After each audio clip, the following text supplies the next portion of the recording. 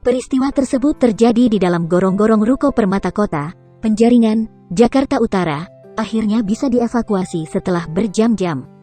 Tiki 18 tahun terjebak sejak sekitar pukul 10 waktu Indonesia Barat pagi tadi ketika berupaya menangkap biawak yang masuk ke dalam gorong-gorong.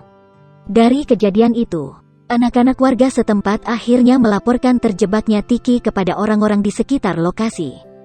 Danton Sektor 6 Penjaringan Sudin Penanggulangan Kebakaran dan Penyelamatan Jakarta Utara Kilau Sinulinga mengatakan, laporan dari warga diterima sekitar pukul 15.15 waktu Indonesia Barat.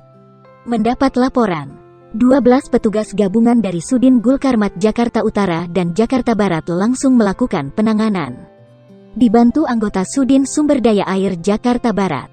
Proses evakuasi berjalan sekitar 3 jam hingga akhirnya korban bisa keluar dari gorong-gorong.